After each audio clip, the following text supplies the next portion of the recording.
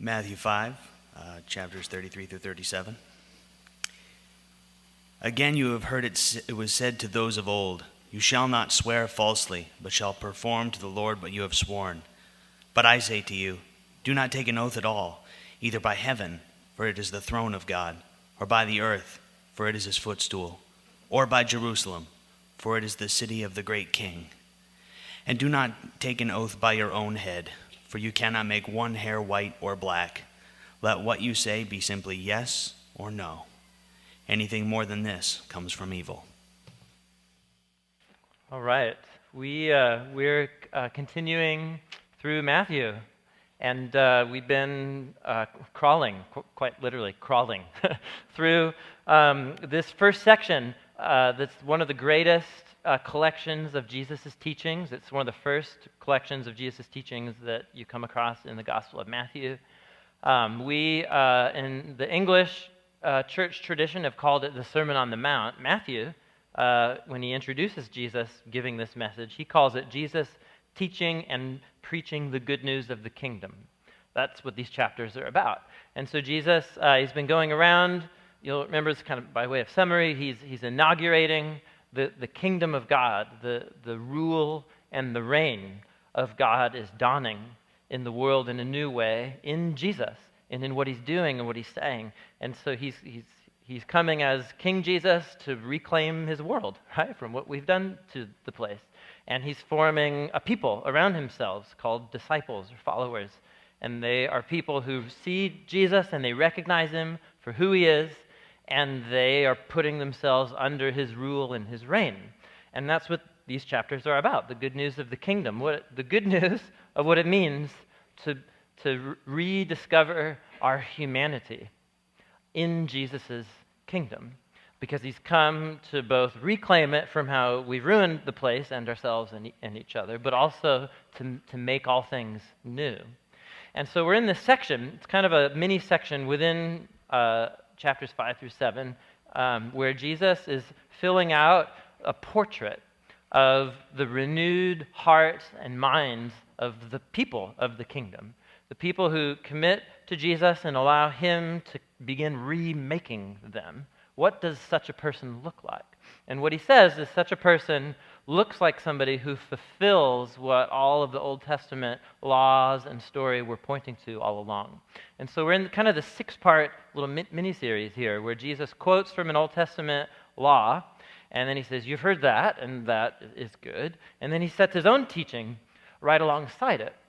And his own teaching doesn't contradict it, but it is meant to get to the real root issues. And so every single week, this has been a really intense part of the series, because he's getting at these deep root issues that distort our relationships. The absolute highest value and the highest ethic of the kingdom, we're gonna hear this so many times, right, as we go on in the series. Jesus is asked, what does it mean to be a human? What is God's will for human beings? And Jesus summarizes the great command with two angles. And what's the first one?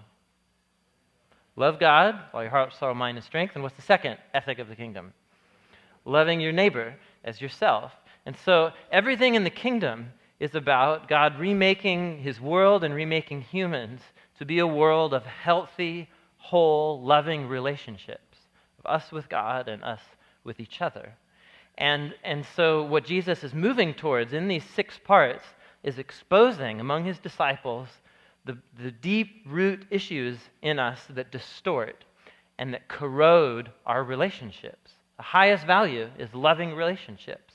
And so he goes right to the deep issues that sabotage our relationships. And so he's talked about anger and unforgiveness and sex and all this kind of thing. Today he's talking about the way that we bend and distort reality in order to control how people perceive us. And I just want to begin with an image, actually. It's an image that I came across recently that for me actually has been very helpful in kind of helping me. I don't know about you. I feel like I just get punched in the gut just in preparing these messages. I don't know what you feel like receiving them. But this is another week of just okay, here's another grenade in the room. Just throw that one in. So But I came across an image recently that's helped me, kind of reminded me of what I think Jesus is really, really getting at here. How many of you are National Geographic fans or subscribers? Yeah, you see it at the dentist's office, and you're like, sweet. You know, that's kind of how it is with me, or the doctor's office, and you're like, oh, cool, you know, I don't, whatever. So I remember, I don't even remember how long ago it was, but I was sitting at the dentist, and I remember I came across an issue, and it had one of these big photojournal essays about icebergs in the Arctic Ocean. And it was all these amazing, amazing photographs of both just how, you know, how cool they look and how unique their shapes are, but then also of these like underwater photographs of the parts of icebergs that you don't see from the surface. You guys know about these photos? Have you seen them before? They're so amazing. So one of the photographers I remember from that story was a guy named Paul Suiters. And if you go to his website, he's continued to explore iceberg photography. I don't know if it's a thing, I guess, but he's amazing at it. And so just here are some images from his website, paulsuiters.com. You should go look at it. It's amazing. How thick was his wetsuit? You know what I mean? To get in the water and to take these pictures. And what's so remarkable and striking about these pictures, of course, is that what you see you're in a boat, you know, and you're watching, you know, you look at an iceberg, and it might be flat, you know, and just a big flat sheet of ice. It might be, 15, 20 feet high with all these, you know, protrusions or whatever. It might be an actual small mountain, you know, 100 feet high or whatever. But what these photographs show us is that what the relationship between what's above the surface and what's underneath the surface, you can just never predict by what you see above water. And so some of these things, you know, they're just like 20 feet high, but 100 feet deep under the water, and just tens of thousands of metric tons of ice and glacier break off and stuff like that. They're amazing. And I think why I find these photos inspiring, there's lots of different ways. They're just cool and geeky if you like nature photography or something. But there's something profound, because what is that photograph about? It's about perception. And it's about the fact that if you were to view this thing from above water, you would have no clue what's under the surface. And I saw this image it was on some advertisement or something recently, and then I wasted half an hour on Paul Suiter's website. You know how those things go when you're trying to do something, and then all of a sudden, you guys know what I'm talking about? Anyway, but God bless Paul Suiters, because he takes amazing photographs. It was a wonderful half hour spent. So, but you guys can see where I'm going here. I think this is it's a helpful image that to me really helped me grab onto what Jesus is trying to do in this section of the good news, the teaching about the good news of the kingdom. And it's a theme that'll come up many times as we go through Matthew in his teachings. Jesus views that human beings, we have all this surface behavior that we watch each other do. And we're going through day-to-day life and working with people and living with people and so on, and then sometimes we crash into each other. And there's all this activity that we can observe, you know, and whether it's the kind of stuff he's highlighting, the short temper or the bitterness or sexual misbehavior or broken relationships or distorting the truth and so on. And so that's the stuff we observe about each other. And maybe for some of us, it's more under the radar, you know, people don't notice that we're doing that kind of stuff. For some of us, it's just out there for everybody to see. You know, it's just that's some people's lot in life. And so what Jesus is interested in is not simply behavior modification in the community of his people. What he really wants to do is move towards the root causes that result in those surface behaviors.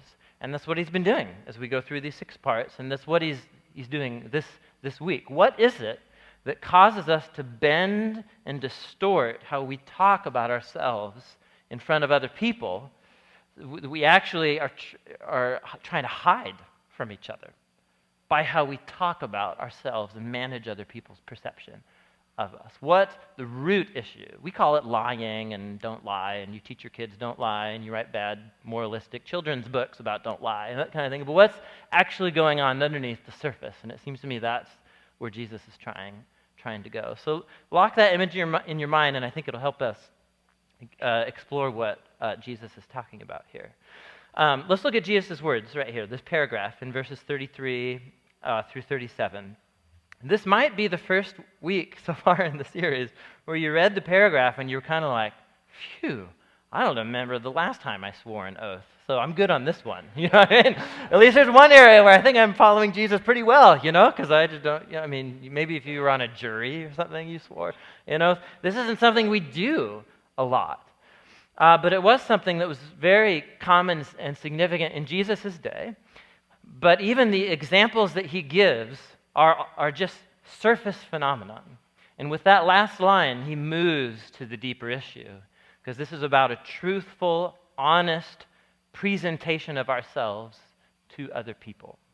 And why don't we do that more often? So he does what he quotes some kind of Old Testament law, as he's always done. In verse 33, you've heard it said, "Don't break your oaths, but fulfill to the Lord the oaths that you have vowed." Here's something that's interesting.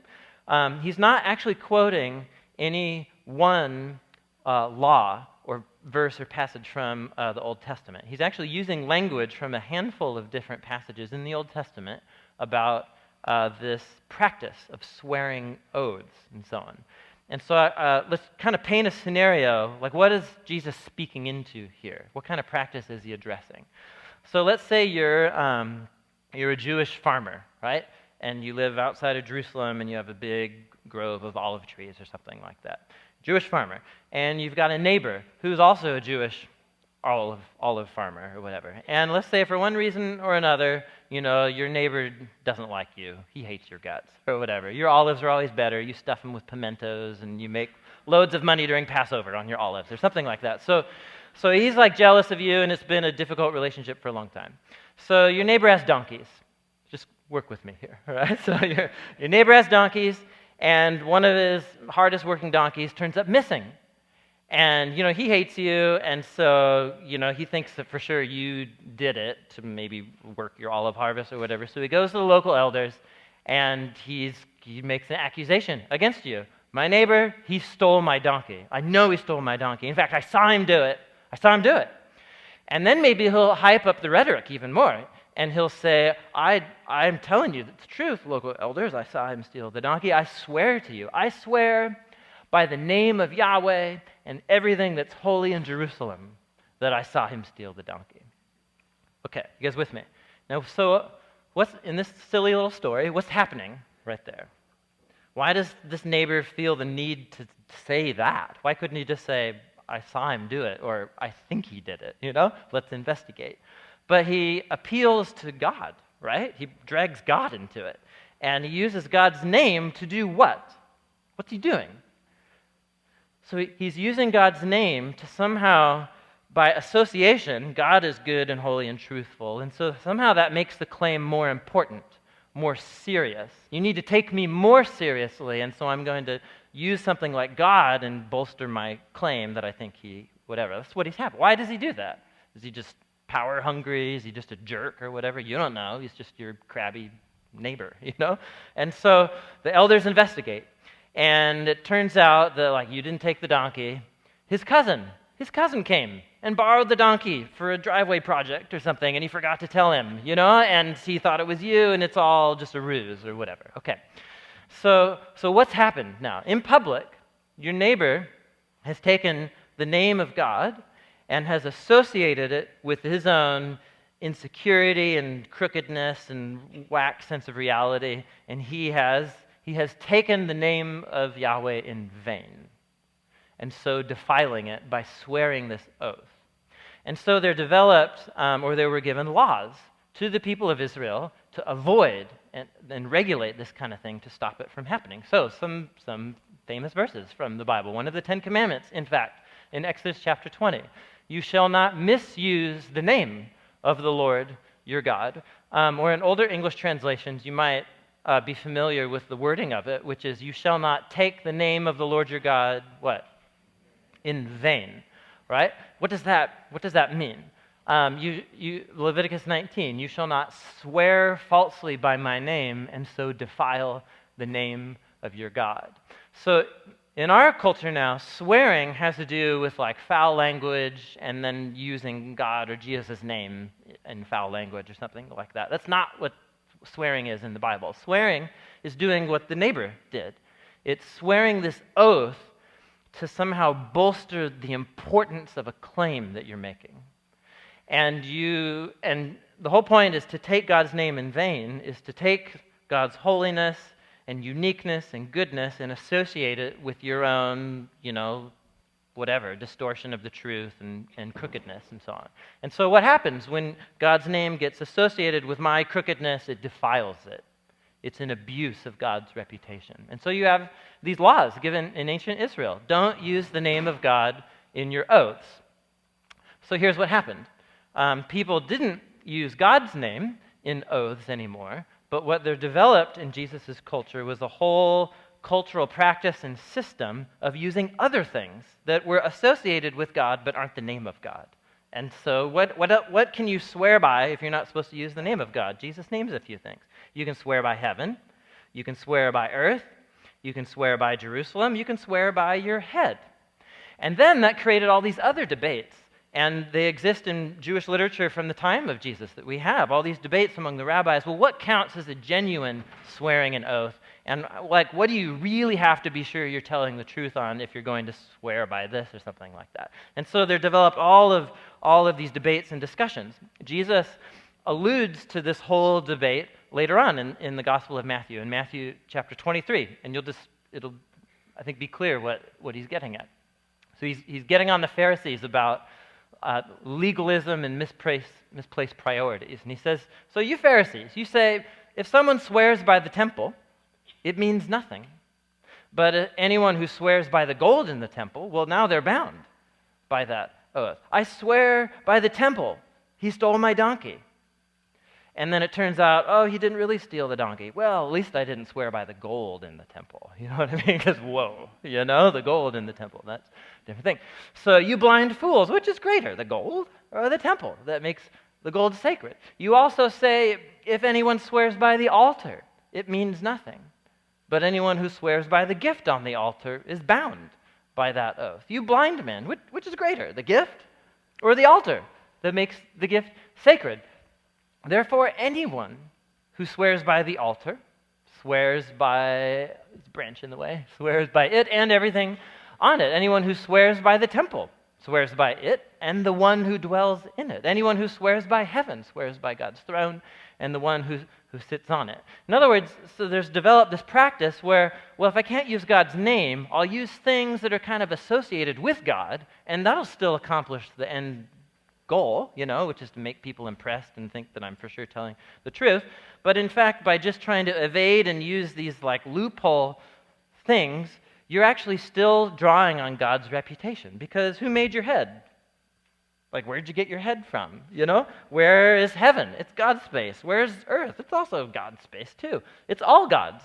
Anything that you could possibly swear by is a part of what God has authored in this wonderful, strange world that we call creation. And so we're always swearing by God's name, even if you think that you're not. And so here's what Jesus does. He wades into this labyrinth of debate and discussion about it happened the way I said it happened. I swear by the altar. And then you just left out a few facts and you distorted some things. And you're like, well, at least I didn't swear by the gift on the altar, because what kind of person would I be then? And he just wades into this and he just says, enough. This is just, in the kingdom, it's about simple, honest, truthful recognition and sharing and relationships. There's something about this multiplication of words and what Jesus is exposing here is actually something that undermines and corrodes our relationships. And there's one commentator, a guy named Dallas Willard, whose book, The Divine Conspiracy, which I absolutely recommend. We've recommended Willard's book before, once in a series we did in the summer. The Divine Conspiracy, at the heart of this book, is about a 200-page, just beautiful exploration of the Sermon on the Mount, the whole thing from beginning to end. It's absolutely profound. And his comments on this teaching of Jesus, I think he gets it right, spot on. He says this. He says, the essence of swearing that Jesus targets here, it's about invoking something or someone else, especially God, to make your words seem more significant and weighty. So the aim is to impress others with your seriousness or your piety so that you get what you want. It's a device of manipulation that's designed to override the judgment or input of others in order to possess them for our purposes. It's manipulation, or as we say in our culture, spin. And Jesus says it's evil. Instead of loving and honoring others with truthfulness, the intent is to get one's way by verbal manipulation of the thoughts and of the choices of others. How you guys doing? That's a very dense paragraph, but do you get what he's saying here? This is not just about first century Jewish culture and what you can swear by and so on. The root issue is that we present our yes and our no. We present ourselves to each other as false presentations. We don't live in ways that are truthful with each other. Instead, I love his analogy of generating spin, because 21st century America, you know what he's talking about, don't you? Spin. So Coca-Cola, they give you a commercial of children playing in a field or like cuddling polar bears or something like that. It's like, what is that? We all know what's going on right there, right? They're using the positive emotions that you have associated with kids playing and wanting to cuddle up with a polar bear or whatever, and then associate it with their product. Well, they'll never show what actually happens with Coca-Cola, which is like you have too much, and then you belch and it dribbles down your cheek or something like that, you know? And imagine the close-up of that. Like, that's obviously not what they're going to do. It's spin. And so it's not even that, like, Coca-Cola is not good or something like that. It's the point of we're using someone or something else in this verbal smokescreen to somehow present me or myself or what I'm doing here in the best positive light, and it's putting on a show. It's putting on a show for each other. And Jesus says that absolutely runs against the core ethic of the kingdom, because when you're doing that, you're not honoring people's ability to actually, like, maybe want to get to know you. You're not being honest and truthful about your own weaknesses or flaws. You're constantly clouding that out or whatever. It's about this false representation of ourselves to each other. And a community of human beings who are moving towards healthy, whole, loving relationships. This might actually be one of the greatest obstacles you can imagine to a community of healthy, loving relationships. This is the fact is that we're constantly hiding from each other through words, through verbal spin and smokescreen. This is not just about first century oath practices in Judaism. This is about a habit that we all of us do in some way. So how many of you have been in a conversation before and you begin to notice this pattern of like how this person talks, and what they do is they mention the people that they're friends with. And those people are maybe like impressive or important or influential people, and they just kind of like weave it into their speech, and it's just kind of how they operate. I was with so-and-so last week, or, I was really thinking about this thing. Actually, who I was talking about it with was this person, this kind of thing. And you guys know what I'm talking about here. And sometimes it's very subtle, and sometimes it's quite awkward, maybe if they're not very self-aware or something. What's happening in that moment? So what's happening is, because in that moment, it might be. It just might be. Odds are, it might be 50-50 or something. But like they really love and they want you to appreciate that person for who they are. But odds are, what's happening is that they're name dropping and they're actually using that person, right? They're not honoring them as a fully orbed, divine image-bearing human being. They're using their reputation and borrowing from it to somehow bolster and fill in gaps that I perceive in how you think about me, and so I want to come across as more impressive or whatever. You guys know what I'm talking about here. We do it through embellishment. So stories about ourselves, or stories, you move to a new place. There's a lot of people around Door of Hope who are new to town, and so it's moving to a new place, beginning new relationships, it's kind of awesome, but also really precarious in a way, because you can present a version of yourself that might be totally different than the version of yourself that you just moved away from, you know? And as you present yourselves in these new relationships, it's this opportunity to tell your story, to tell about who you are. And we all have this tendency to do what? To smokescreen. And you can use Grandpa's fish that, like, when I was 5, it was a 1 foot long salmon that he caught, and then when I was 10, it was somehow 8 feet long or something. How did that happen, right? In the story, Grandpa's story about the fish. But that's a silly example of things that we all do. We airbrush the presentation of ourselves. We might use other people to do it and use from their reputation. It might just be through verbal smokescreen, right? And that's what I think, that's what seems to us so silly. We look at this practice and it's like, what, the gold on the altar in the temple? These silly, primitive, ancient people, don't they know how to be human beings? And it's such arrogance and ignorance on our part. This is a human thing. There's something deep within us that we actually use our words. Jesus is talking about how we use words. We use our words to hide from each other and to deceive each other. And it might even be so deeply rooted, like the iceberg goes so deep, we don't actually even know that we do it anymore. But you might catch yourself. There's a moment in which there's something, you bailed, there's something, you dropped the ball, or you did something where you blew it, and then someone asks you about it, or they catch you on it, and in that moment, you have a chance. Truthful? Yeah, I did that. I forgot.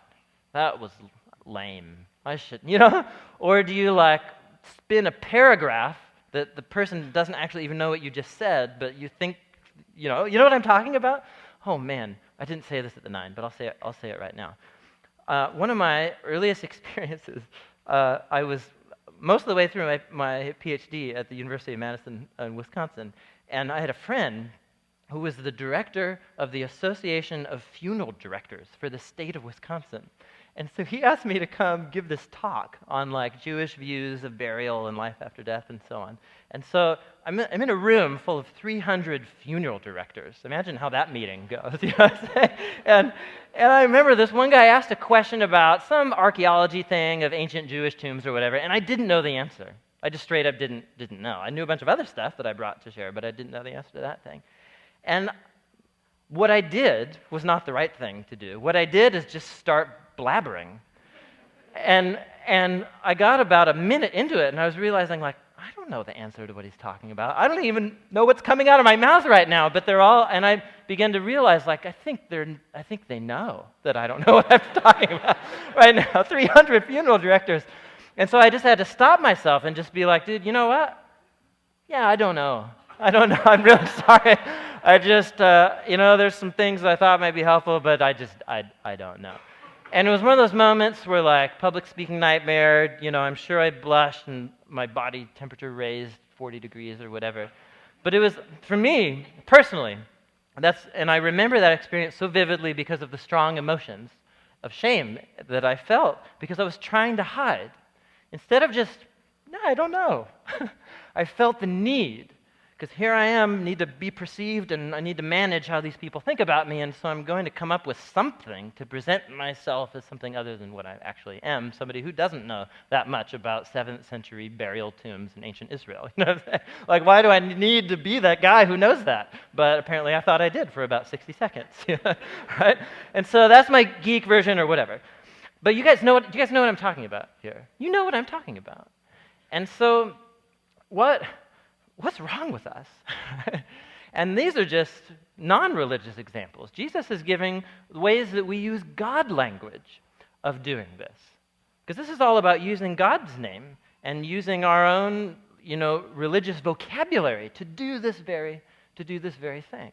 How many of you have been in a conversation with someone and they're a Christian, and they're talking to you about a decision that they've made, or something that they've chosen to do, and they'll use language I've really been praying about this, and I feel like God's called me to it, Or they might even say, I have a real piece about this. The peace one. I like that one. I have a piece. Because you would never say that about, I have a piece about eating this hamburger. You would never say that, but when I have a piece about moving here or doing this.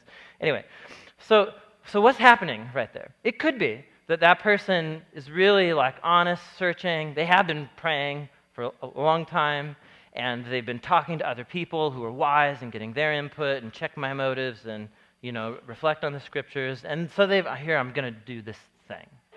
But if you've been in this conversation, that there are other times where it's like, if they were really honest, it's like, yeah, I don't know. I prayed once in the last week about this thing. And to say I've been praying about this, God's called me to it, for some people is actually a way of like putting up a wall and shutting down the conversation, because they don't want your opinion, right, or input. And then it's sort of like the God called me trump card. Who's going to say no to that? God called me to do this, the God called them. What can I say, And it's murky, I understand, but what's at the root issue there? For some of us, we use religious language. We use Jesus.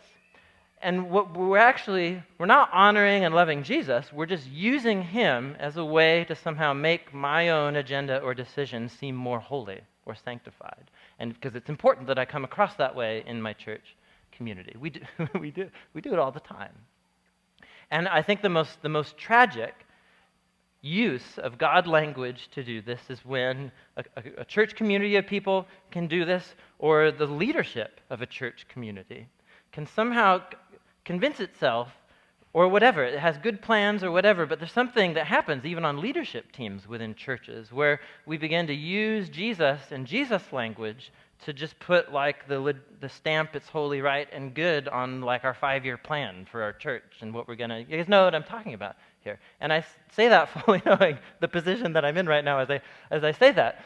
And it's actually that issue, just sharing personally, it's that issue that for me gives me an extremely conflicted relationship with what I'm doing this very second, right?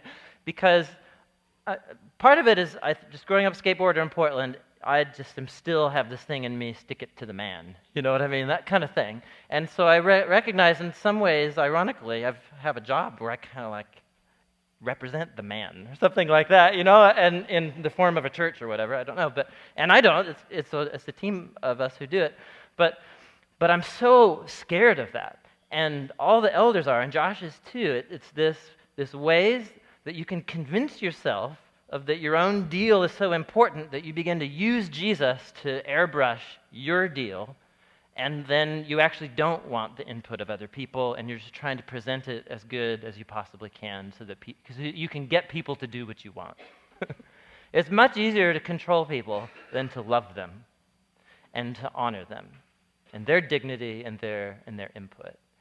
And so I don't actually think this is one of those Sundays where you're like, I'm doing good on this one, because like I haven't sworn an oath recently, This is obviously much, much, much deeper.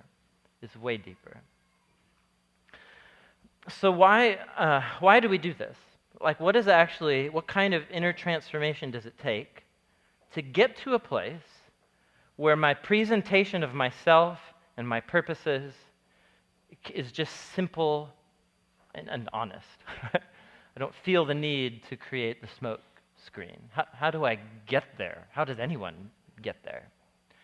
And it seems to me that that's what Jesus is trying to get us to reflect on with this last line here. What kind of person does it take, or what kind of person do I need to become so that I can not feel the need to hide from you with my words? So that my yes is my words are truly correspond to who I really am, and I don't feel the need to cover it up. And actually, I think it's that verbal cover-up that Jesus exposes here that I think really gets to the issue. Is that somehow with words, with just blabbing or talking or using Jesus language or name-dropping or other people, what we're doing is we're hiding from each other. We're hiding the truth about who we are. And what is that truth? And I think it's the same truth that some of you learned about the playground bully, in grade school. And they're just a jerk. They're just such a jerk. and oppressive. They'd steal your milk money or something like that. People don't have milk money anymore. Maybe they do. I don't know. You know what I'm talking about. Anyway, so you have the school, you have like the playground bully, and like they're a jerk and you don't like them, but some of us, somewhere along the way, they stayed in school alongside you in high school, and you learned their story, and what you learned was that their life at home was just a wreck, absolute wreck, and like overbearing jerk dad who never affirms them if he's around at all, and like tense, anxious mom, and so on. And so what your playground bully is actually doing is he's compensating. He's compensating for a deep fear and insecurity that they have. And so how do they compensate? They compensate by either bullying you, controlling, manipulating you, or presenting some version of themselves that isn't actually true, because, dude, if anyone actually knew about what like my life is like and the kind of person I really am, no one would want to be my friend. It's fear. It's fear. What is a smokescreen designed to do? It hides. And so it's the tragic irony of human communities, is that we want more than anything to know and to be known by each other, but we're perpetually hiding from each other by how we generate spin around ourselves. And for you, it may not be swearing oaths, it may not be polar bears and children playing in a field, but we all do it. We all know what Jesus is highlighting and exposing right here. And so how do you get around that? Right? How do you address your fear of just being totally insignificant and unimportant? That's a deep iceberg, right? How do you address your fear of people actually knowing the real you and the flaws in your character and the parts of your story that you're not proud of? Like, how do you do that? And there's a theme woven throughout the New Testament. There's one passage in particular that I think is like the answer or the corresponding passage to what Jesus raises right here. And it's in 1 John chapter 4, but just what it highlights is I just want us to think about who's Jesus and what's he doing? How does Jesus think he's addressing this issue? And remember, what is he doing? He's going around inaugurating and announcing the kingdom. He's throwing these dinner parties and inviting all of the wrong people who have been written off by their religious community, and he just invites them to these banquets where he just celebrates God's grace and forgiveness. Is Jesus making the first move and just moving right into people's worlds and lives and just announcing forgiveness and grace and an invitation to come into the family of Jesus' people.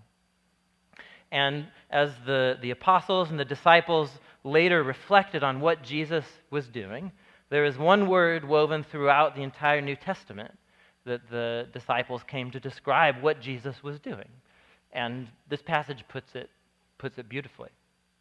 John says, "This is how God showed his love among us. He sent his one and only Son into the world that we might live through him." You see, this is love. Not that we loved God, but that he loved us and sent his Son as an atoning sacrifice for our sins. So as the disciples looked back and reflected on their encounters with Jesus as he inaugurated the kingdom, the word they used to describe everything about Jesus and what he did was love. Jesus was God's love among us. Jesus was God's love that went and found people who were hiding and distorted and screwed up human beings like we all are, and just made this ridiculous offer, right? that Jesus' life, lived as a human being full of integrity and truth, is being offered to us just as a free gift, which is what he means when he says that we might live through him.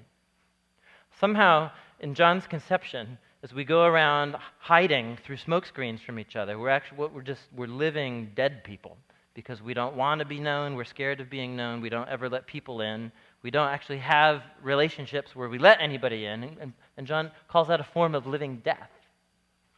You're living, but you're not really living for what God made you for. And so Jesus comes as this human who actually is that kind of human, and he begins an association of people who he's beginning to remake and heal that part of them. And so we live through him. And not only that, is that not that we loved God first, but that in his death, and that was his life, and then his death, he actually covers over all of the huge messes that we make and that we contribute to this world precisely through all of our lying and deception of each other. I mean, the world is what it is because of all of these broken things about us. And so God's purpose is not to just let us go to hell in a handbasket. His whole point is to come among us and actually do something that addresses the core issues inside of us. And it's love. It's just preemptive, unconditional. Like God didn't ask us if he wanted Jesus to come, but he just came among us in Jesus and did this for us. And here's the result. And this is later on in the paragraph. And there's a couple lines here. I commend them to you for many cups of tea and lots of time reflecting on. John says this in conclusion. He says, there is no fear in love, but perfect love casts out fear. See, fear has to do with punishment. And whoever fears has not yet reached perfection in love. So one of the results in a disciple of Jesus, and when they truly reckon with who Jesus is and see what Jesus is doing as God's love for them, is it diminishes fear.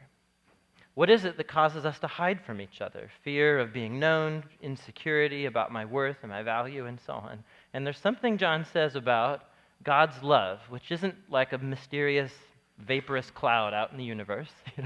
God's love is a concrete, real person, Jesus of Nazareth, who did and said these things on our behalf, if you're willing to accept that. And in that act of love, it's God's permanent commitment to us, despite our deepest flaws and sins and failures, that he's committed to us, and that he sees value and worth in us as divine image-bearing humans, and that we're full of all this remarkable capacity and potential that we're just totally have distorted. And so he's here to redeem that, literally. And to begin to believe that about yourself. I know this is like theology or whatever, so just stop. Do you actually believe that about yourself? Right? There are things that you've never let anybody know about, like secrets or stupid things that you've done or things that you're ashamed of or things that you're embarrassed of about yourself. Do you really believe that those things do not determine your value or worth? Do you really believe that your Creator, the most important being that exists, has already demonstrated his preemptive, initiating love and grace for you? And John says if you can get that truth deep, deep in your bones and in your mind and in your heart, it eliminates fear. Fear. Because fear has to do with God's actually out to get me. No, Jesus has proved that wrong. Fear has to do with people are constantly evaluating, and what about if what they think about me, and then I'm not significant if those people don't think a certain thing about me. And what seems to me what John's getting at is if you really reckon with who Jesus is, who cares what people think about you? Who actually cares what people think about you? Not in a bad way, but in a healthy way. Because your identity is not determined by what other people think about you. It's determined by this act of Jesus right here. And so it seems to me that the only way to address the deep, huge scope of what's underneath the surface of this iceberg, lying is just the tip. And this verbal smokescreen is just the tip of the iceberg. This is the issue, and it seems to me this is how Jesus moves towards us in it. And so this is the point at the service where I typically say, I don't know what this means for you. It means 350 different things right now, I think, right? Because we're all at different places. You know what I'm talking about. And I don't know how to move towards it except to continue in the habit of reminding ourselves of what is true. And so the way that we do that in our Sunday gatherings is every week we come together, we worship Jesus for who he is and what he's done, and we take the bread and the cup, which is this tactile word picture that Jesus gave us to remind us of his commitment to us and of his life for us and of his death for us. And so some of us, this might be so deep beneath the surface, we don't really even know how big of an issue this is for us. Some of us, you might be really well aware. And so I would just encourage you as we take the bread and the cup today to just turn this time of worship into a prayer, that Jesus would begin to remake you and make you into somebody who can just be simply honest with people and not feel the need to create verbal spin in how we present ourselves to each other. And it's one step forward that we become a community of Jesus' people who truly represent him and represent this renewed humanity that he wants to make in our midst. Amen? Amen. Let me close in a word of prayer.